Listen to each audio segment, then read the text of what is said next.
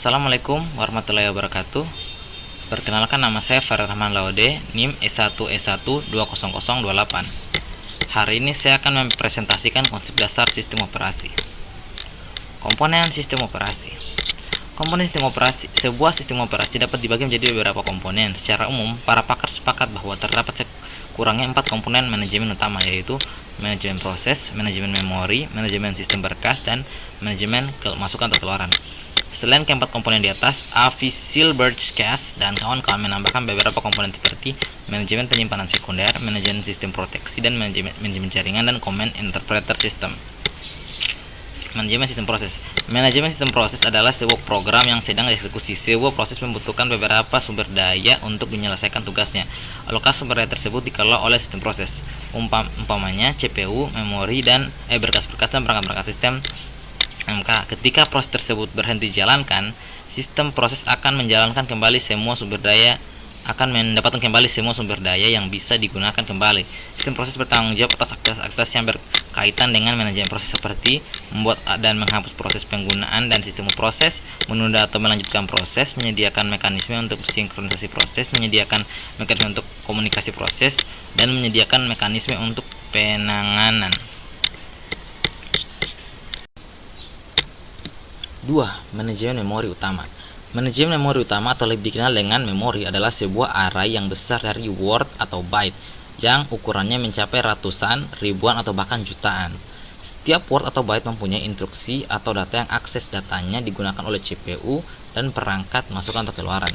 Memori utama termasuk tempat penyimpanan data yang bersifat volatile, tidak permanen, yaitu data yang akan hilang kalau komputer dimatikan. Sistem operasi bertanggung jawab atas aktivitas yang berkaitan dengan manajemen memori, seperti menjaga terdaftar memori yang sedang digunakan dan siapa yang menggunakannya, memilih program yang akan di-load ke memori. Manajemen sistem berkas. Manajemen sistem berkas adalah kumpulan informasi yang berhubungan sesuai dengan tujuan pembuatan berkas tersebut. Umumnya, berkas mempresentasikan program atau data. Berkas dapat mempunyai struktur yang bersifat hierarkis, direktori, volume, dan lain-lain. Sistem operasi mengimplementasikan konsep abstrak dari berkas dengan mengatur media penyimpanan massa, misalnya tapes, tabs, dan disk.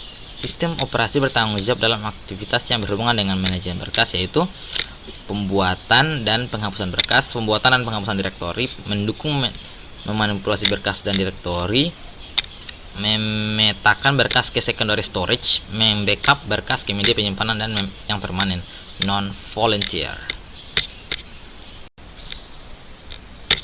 Manajemen sistem masukan dan keluaran. Manajemen sistem ini sering disebut dengan device manager, menyediakan device driver yang umum sehingga operasi masukan atau keluaran dapat seragam, membuka, membaca, menulis, menutup. Contoh pengguna menggunakan sistem operasi yang sama untuk membaca berkas pada perangkat keras, CD-ROM dan floppy disk. Komponen sistem operasi untuk sistem masukan atau keluaran yaitu penyangga, menampung sementara data dari atau ke perangkat masukan atau keluaran.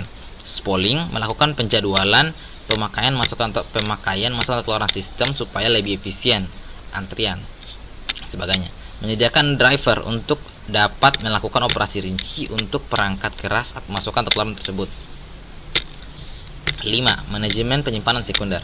Data yang disimpan dalam memori utama bersifat sementara dan jumlahnya sangat kecil. Oleh karena itu, untuk menyimpan keseluruhan data dan program komputer dibutuhkan penyimpanan sekunder yang bersifat permanen dan mampu menampung banyak data sebagai backup dari memori utama. Contoh dari penyimpanan sekunder adalah hard disk, disket, dan lain-lain. Sistem operasi ini bertanggung jawab atas aktivitas yang berkaitan dengan manajemen disk, seperti free space management, alokasi penyimpanan, dan penjadwalan disk. Sistem proteksi. Sistem proteksi mengacu pada mekanisme untuk mengontrol akses yang dilakukan oleh program, prosesor, atau pengguna ke sistem sumber daya. Karena proteksi harus membedakan antara pengguna yang sudah diberi izin dan yang belum menspesifikasi kontrol untuk dibebankan diberi tugas menyediakan alat untuk memperlakukan sistem. 7. Manajemen jaringan. Manajemen jaringan adalah sekumpulan prosesor yang tidak berbagi memori atau clock. Setiap prosesor mempunyai memori dan clock tersendiri. Prosesor-prosesor tersebut berhubungan melalui jaringan komunikasi sistem terdistribusi, menyediakan akses pengguna ke bermacam-macam sumber daya sistem. Akses tersebut menyebabkan peningkatan kecepatan komputasi dan meningkatkan kemampuan menyediakan data. Penyediaan. Command Interpreter System. Sistem operasi menunggu instruksi dari pengguna. Command driven. Program yang membaca instruksi dan mengartikan control statement umumnya disebut control chart interpreter.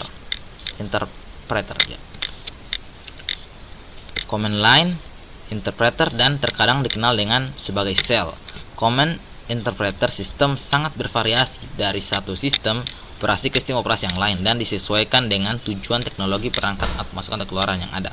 Contohnya yaitu CLI, Windows, dan pen based atau touch. Sekian dari saya. Terima kasih. Saya undur diri. Assalamualaikum warahmatullahi wabarakatuh.